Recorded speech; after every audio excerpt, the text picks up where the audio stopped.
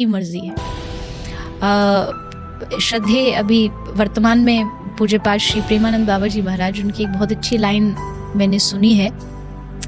बाबा ने कहा कि कोई पूछ रहा था कि बाबा लोग हमारी अच्छाई का फायदा उठा लेते हैं, तो बाबा ने हंस के कहा कि ये तो तुम्हारे लिए बड़ी अच्छी बात है कि लोग तुम्हारा फायदा उठा पा रहे हैं।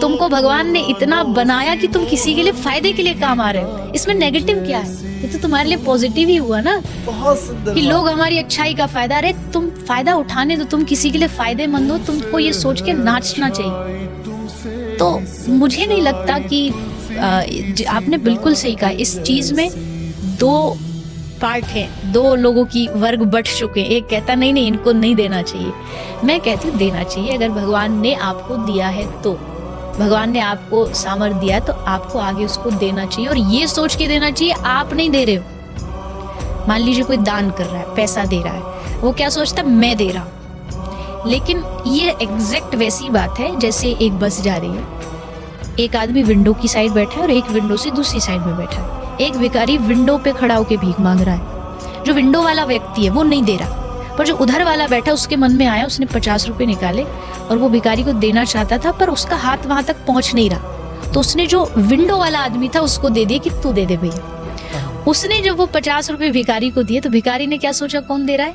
ये जो विंडो वाला, ये विंडो वाला है। और वो दुआ किसको दे रहा है?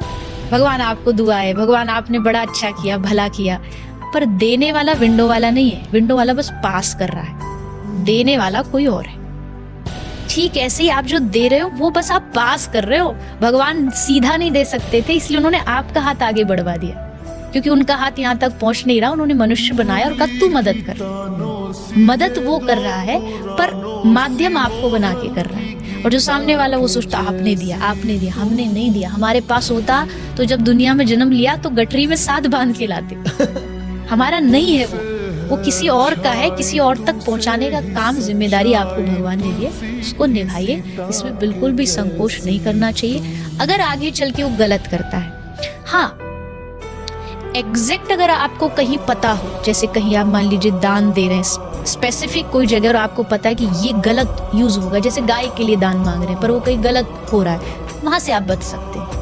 लेकिन जो आम जो भिखारी है, जिनके बारे में आपको बैकग्राउंड नहीं पता कि भाई ये क्या करेगा क्या नहीं करेगा, वहां फिर आपको देना चाहिए। फिर आगे के कर्म उसके अपने।